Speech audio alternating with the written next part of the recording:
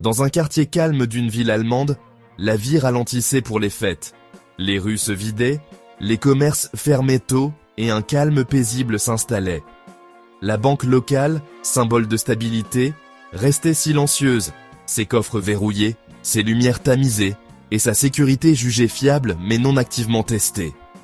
Les résidents se sentaient en sécurité. Les murs épais de la banque et ses systèmes avancés semblaient imprenables. La torpeur des fêtes était perçue comme un temps de repos, non de risque.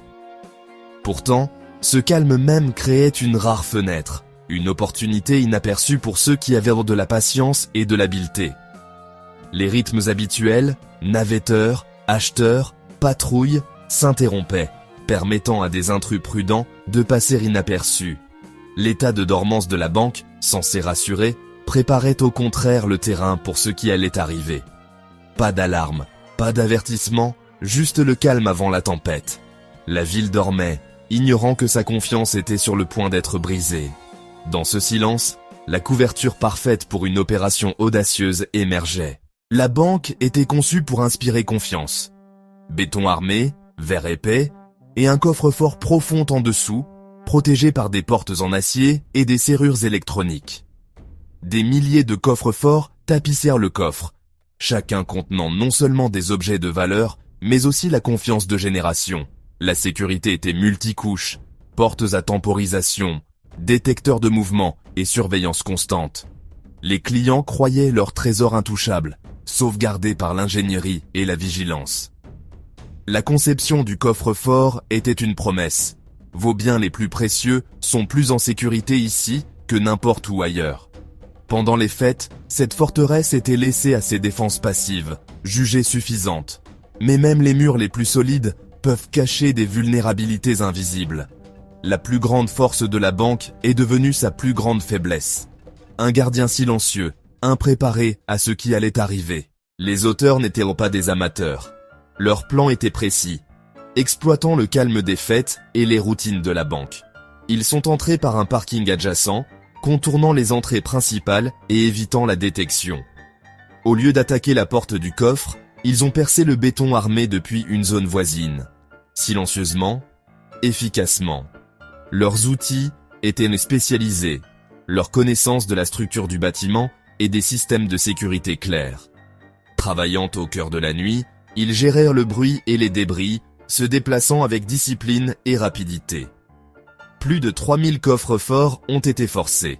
Leur contenu, argent, or, bijoux, systématiquement collectés.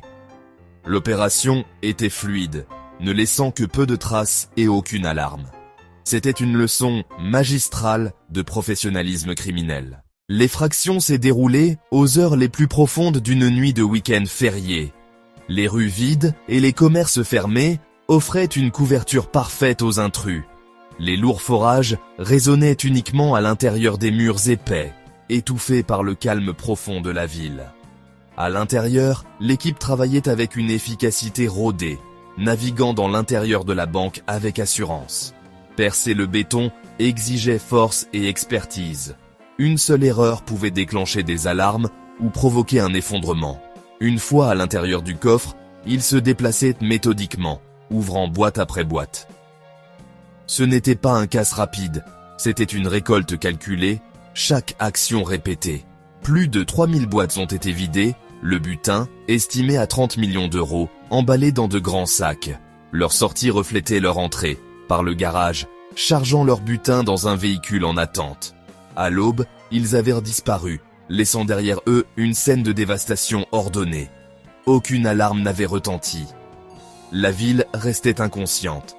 Le crime parfait s'était déroulé dans un silence absolu. Le crime a été découvert non pas par la sécurité, mais par une alarme incendie tôt le lundi matin. Les secours sont arrivés, s'attendant à un incendie, mais n'ont trouvé aucune flamme. Seulement un trou béant dans le coffre-fort et des milliers de boîtes saccagées. La scène était celle d'une destruction méthodique. Métal tordu, conteneurs vidés et outils du métier laissés derrière. La police a bouclé la banque et le parking, lançant une enquête majeure. Les équipes médico-légales ont recherché des empreintes digitales, de l'ADN et des marques d'outils. examinant des heures de séquences de surveillance.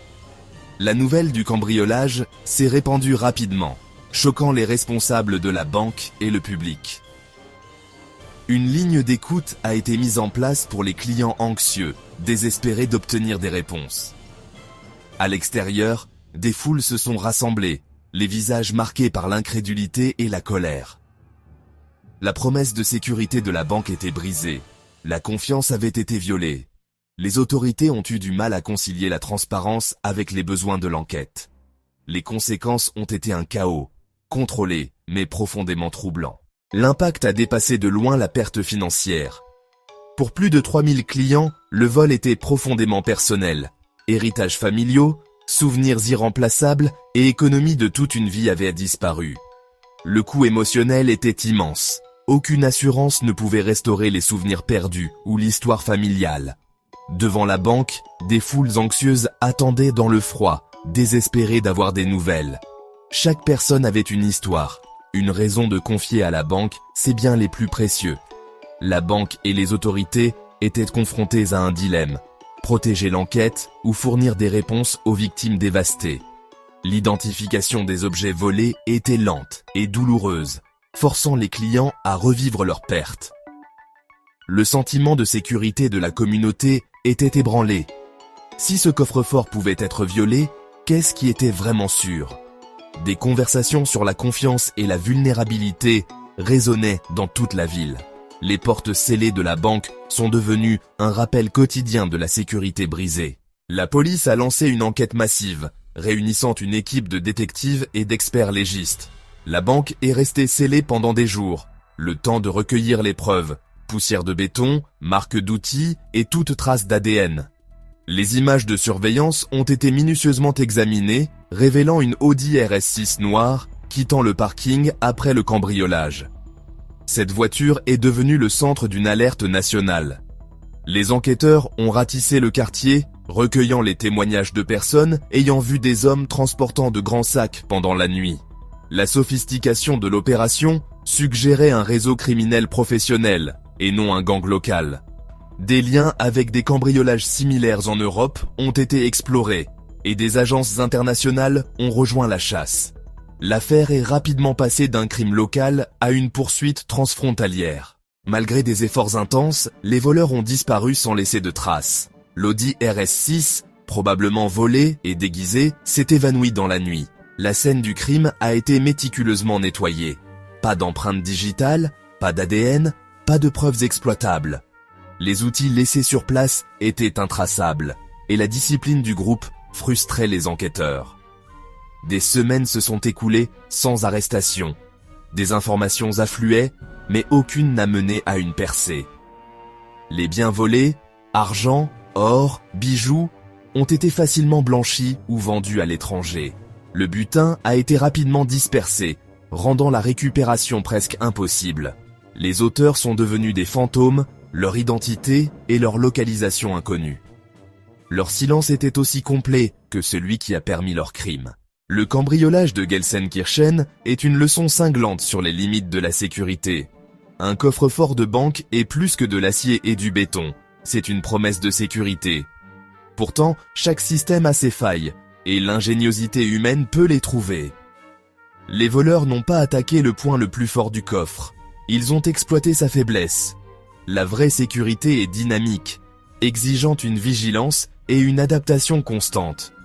Pour les victimes, la perte était plus que matérielle. C'était un coup porté à leur foi dans les institutions. Le crime a forcé une communauté à se demander ce qui peut vraiment être sûr. La confiance doit être associée à la conscience de la vulnérabilité.